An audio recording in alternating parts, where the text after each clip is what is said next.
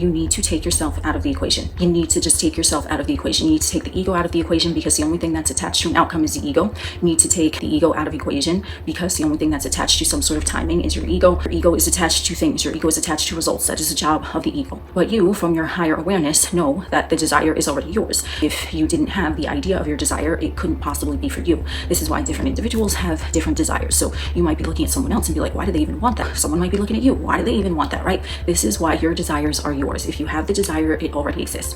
And when you take ego, in Latin, ego means I. I is your 3D identity. It's you have a name, you have an address, you have a job, you have a, whatever the fuck it is. So you have an ego identity, but this is not who you really are. And when we talk about identity shifting in the manifestation community, you are looking at who you are identifying as in the moment. And if you don't like it, you can switch out that fucking identity at any moment. You don't have to keep operating within the same parameters that you've always operated out of because you're going to get the same results. When you take yourself out of it, when you say, okay, what storylines are there going on in this experience right now? Do I like them? Do I not like them? If you like them, good. Keep identifying as who you are being in that area. But if you don't like it, it's time for a fucking walk-in from your new identity to replace your old identity. This is what Neville Goddard calls letting the old man die, okay? It's letting the old version of you, the former version of you who identified as whoever the fuck it was, letting that go, taking yourself out of the equation. Maybe that's all you've ever known, but you have to take that out of the equation and you have to consciously make an effort to be someone different in every moment. You don't have to necessarily do anything physically to change your identity in the moment unless it's something that feels like an inspired action, like you feel called to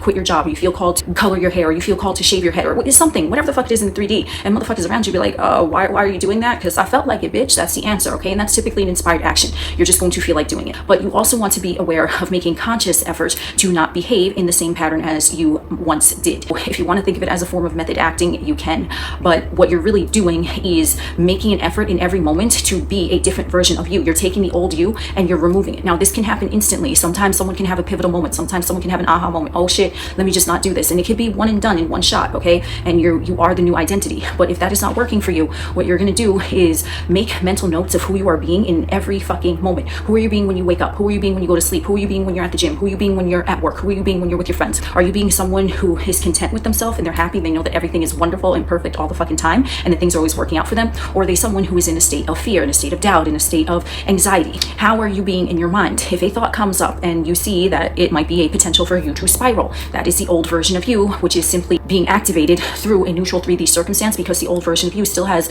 a detrimental story attached to that neutral 3D circumstance. So in order to incorporate the new version of you in every moment, what you want to do is be mindful of who you are in every moment. The new identity. Give that motherfucker an alter ego. It doesn't fucking matter. Give them a new name. But you're going to start being mindful and saying, would this version of me, who I desire, react in that same way? No, they wouldn't, because they wouldn't be triggered by that thing, because that thing doesn't mean anything to the new version of you who is assigning everything as either neutral, nothing to do with them, or something favorable. You never want to assign anything a negative meaning, because if you are, then that is coming from a detrimental belief that you still have going on. So look into what happened throughout the day. You can sit down and you can make a list of things that happened throughout the day, and were you potentially triggered by that? Did you feel like you were going to spiral through that? Make a fucking list. If you really want this change, you are the one that has to put in the fucking effort. So if you got to sit down and write down, okay, at 11:11 I saw 11:11, but I saw that SP didn't text me, so I got triggered. There you go. That's one example. If you write down again, oh, I went to go get lunch and my coworker paid for me and that was nice of them. Who are you being? You're being the version of you that accepts gestures from individuals because you're God and everyone exists to serve you, right? Whereas if you saw 11:11, SP didn't text you, and you wanted to make a wish and say that SP texted you at 11:11, you're still operating out the identity of the motherfucker who thinks that SP is not going to text them, or who is looking for validation from the 3D that the SP is in love with them. Do you see the difference there? When you wake up, you're going to set a positive intention for the day, whatever it is, to be different for everyone. Throughout the day, you're going to be mindful of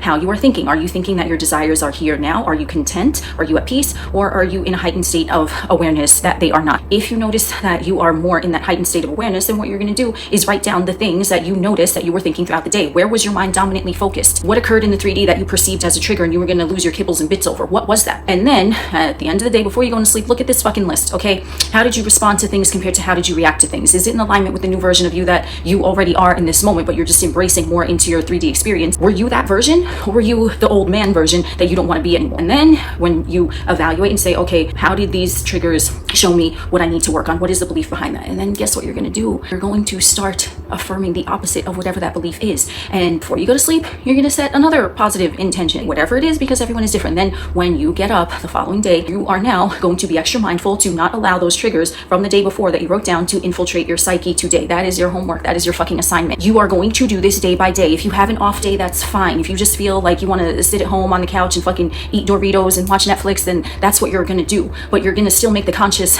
effort to say that no matter what I'm doing, I'm still getting what I want. And then you're going to take it day by day by day. Yes, it can happen instantly, but a lot of times change happens over time. It happens gradually, just like you learned how to ride a bike, just like you learn how to drive a car, just like you learn how to tie your shoes.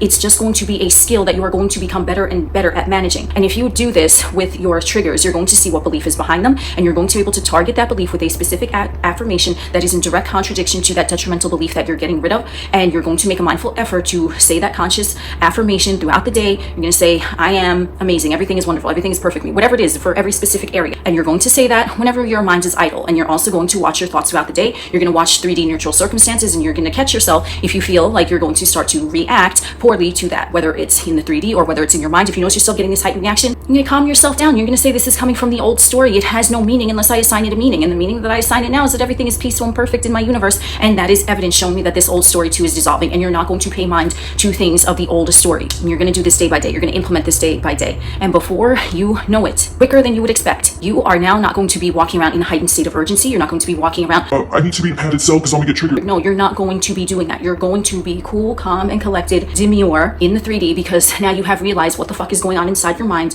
And because every 3D circumstance is first produced in your mind, and because 3D circumstances come from your mind first, it's like you have the idea, the thing trickles down into 3D, it casts the shadow, right? The 3D is a shadow, a tangible shadow that is illuminating what you have going on upstairs, so to speak. You're going to start to see your 3D shift around you, not because the 3D itself changed, but because you changed the way that you're looking at the 3D.